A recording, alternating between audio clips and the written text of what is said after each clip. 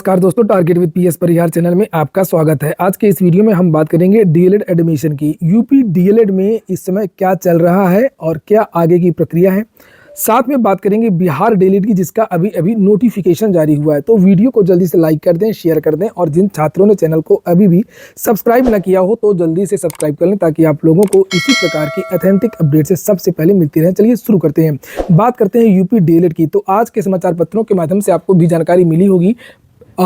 उसमें लिखा हुआ है कि दूसरे चरण की काउंसलिंग का जो चक्र है वो पूरा हो गया है। कल 9 तारीख को जो दूसरे चरण के विद्यार्थी थे उनको संस्था का आवंटन कर दिया गया है। काउंसलिंग का जब नोटिफिकेशन जारी हुआ था तब आप लोगों ने देखा होगा कि 30 से लेकर के 2 जनवरी के बीच में 1 से लेकर के 20,000 रैंक तक के विद्यार्थियों को काउंसलिंग के लिए कहा गया था, और उसके बाद में 3 जनवरी से लेकर के 8 जनवरी तक के विद्यार्थियों को विद्यालय का विकल्प भरने के लिए कहा गया था, और 9 जनवरी को संस्था का आवंटन भी कर दिया गया। इसके बाद में फिर तीसरे चरण की काउंसलिंग होगी, जिसके लिए आज से जो विद्यार्थी हैं वो संस्था का विकल्प जो है वो भरेंगे, और इन विद्यार्थियों का जो रिजल्ट है वो 15 जनवरी को आएगा। 15 जनवरी को पता चलेगा कि इनको कौन सा विद्यालय मिला है। और सबसे बड़ी बात यह है कि इसमें इस बार भी एडमिशन कम हो रहे हैं, जबकि नियमावली में बदलाव किया गया है कि दूसरे राज्यों के विद्यार्थी भी अब उत्तर प्रदेश में एडमिशन ले सकते हैं। और शायद यही कारण भी है कि इस बार 3.25 लाख से ज़्यादा आवेदन आए हैं, जबकि उत्तर प्रदेश में जो सीटें हैं डीएलएड की वो लगभग 2,33,000 हैं। और ऐसा लगता है कि इस बार भी डीएलएड की बहुत सारी जो सीटें हैं वो रिक्त रह जाएंगी। लगभग आप देख सकते हैं कि 1 लाख तक की रैंक वाले विद्यार्थियों को बुलाया जा चुका है काउंसलिंग के लिए, और उनको संस्था भी आमंत्रित कर दिया गया है। 1 लाख के सापेक्ष लगभग 41,924 विद्यार्थियों को ही सीट आवंटित हुई है। लगभग इतने ही विद्यार्थी ने पार्टिसिपेट किया है, यानी कि लगभग आधे जो विद्यार्थी हैं उनका मोह भंग हो रहा है डीएलएड से। या तो उनको उम्मीद होगी कि उनको उनके पास का विद्यालय मिल जाएगा, या उनको सरकारी विद्यालय मिल जाएगा। सरकारी सीटें तो लगभग 10,000 हैं, और उनमें से लगभग 8,244 यहाँ पर लिखा भी है जो सीट हैं वो फुल हो गई हैं। इसी बीच में अब कुछ ऐसे भी विद्यालय हैं जिन्होंने जो इसका शुल्क है लगभग 81,000 रुपये, उसको काफ़ी कम कर दिया है। पहले उसकी बात कर लेते हैं। जो विद्यार्थी कम फीस में एडमिशन लेना चाहते हैं तो पहले उसको देख लीजिए, फिर मैं आगे की जानकारी आपको देता हूं बिहार डीएलएड की भी, और यूपी डीएलएड में अभी आगे क्या होगा। तो यहाँ पर एक विद्यालय जिसे आप लोग यहाँ पर ये देख सकते हैं, सत्यानंद उच्च शिक्षा संस्थान, और ये है लखनऊ में। यहाँ पर इसका पता भी लिखा है, नीवा ममौरा एयरबेस के सामने, बंथरा सरोजनी नगर, लखनऊ। यहाँ पर डीएलएड का ये जो इनका कोड है वो है 290033। जब आप काउंसलिंग में जब लिस्ट आएगी, भाग लेंगे, तो वहाँ पर बहुत सारे जो कॉलेज हैं उनका एक कॉलेज कोड दिखाई देगा, तो आप इस कोड को भी चुन सकते हैं अगर कम फीस में एडमिशन लेना चाहते हैं। यहाँ पर बीएड की भी क्लासेस हैं, और डीएलएड का इनका एक और विद्यालय है एसएन उच्च शिक्षा संस्थान। बीएड का इनका कॉलेज कोड है SL1049। अधिक जानकारी आपको यहाँ पर मिल जाएगी। ये नंबर दिया हुआ है इनका 7752887211। इस नंबर पर आप लोग कांटेक्ट कर सकते हैं। आपको अधिक जानकारी मिल जाएगी कि आपको कौन कौन सी सुविधा मिलेंगी और कितनी फीस कम कर दी है इन्होंने। यहाँ पर लिखा है इस कॉलेज में क्या क्या है, जिससे आप लोग यहाँ पर ये देख सकते हैं। अब बात करते हैं कि आगे क्या होगा। तो अब बुलाया गया है जिन विद्यार्थियों की रैंक 1 लाख 1 से लेकर के 2,40,000 है, वो सभी विद्यार्थी संस्था का जो विकल्प है वो 14 जनवरी तक भरेंगे ऑनलाइन।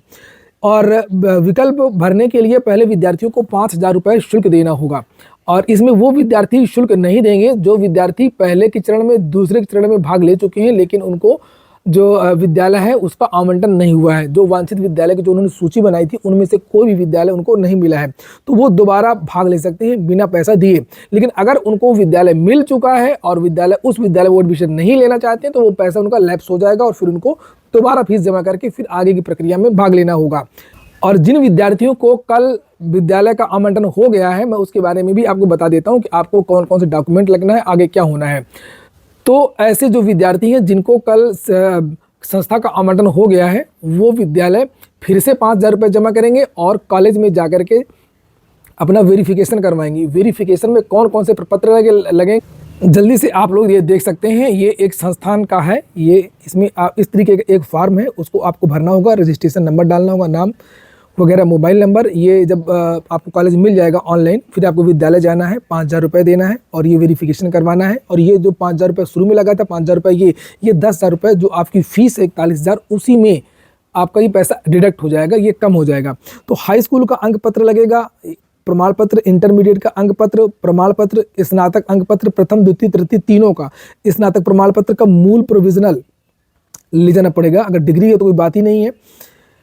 और जाति प्रमाण पत्र, निवास प्रमाण पत्र, विकलांगता प्रमाण पत्र, जिन लोगों ने आरक्षण का दावा किया है उनके लिए जाति प्रमाण पत्र है। स्वतंत्र संग्राम सेनानी अगर लगाया तो वो, जो भी अगर आपने लगाया है आरक्षण वगैरह का प्रमाण पत्र, ईडब्ल्यूएस लगाया है तो ईडब्ल्यूएस का लगेगा। चरित्र प्रमाण पत्र 2 सत्यापन अधिकारियों के द्वारा, और डीडी एक 5,000 रुपये की जो मैं बता रहा था, प्राचार्य जिला शिक्षा प्रशिक्षण संस्थान के नाम से देय होगी। एक नोटरी शपथ पत्र 10 रुपये का स्टाम्प पेपर पर, और ये फार्म आपको मिलेगा। यहीं पर आपको नीचे सिग्नेचर करना होगा। एक फाइल बनाइए चौचक और जाकर के वहाँ पर दे दीजिए। और ये बताने की आवश्यकता नहीं है कि आपको वहाँ पर फ़ोटो लेकर के जाना है कि नहीं जाना है।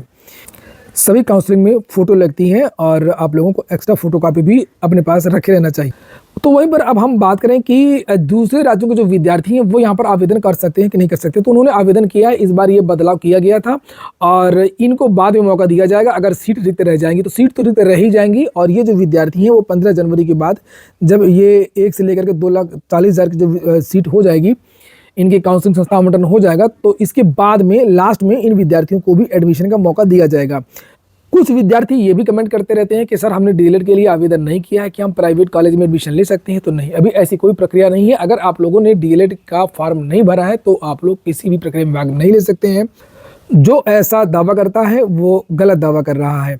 अगली जो सूचना है वो भी डीएलएड की ही है। बिहार विद्यालय परीक्षा समिति, तो बिहार से अभी ये जो है नोटिस जारी हुई है डीएलएड में एडमिशन को लेकर के। तो बिहार में बदलाव है, यहाँ पर एकेडमिक के आधार पर भर्ती एडमिशन होता है और वहाँ पर इसके लिए एंट्रेंस एग्जाम होता है। लगभग 338 परीक्षा केंद्रों में इसकी एक लिखित परीक्षा होगी, मैं वो भी आपको दिखा दूंगा।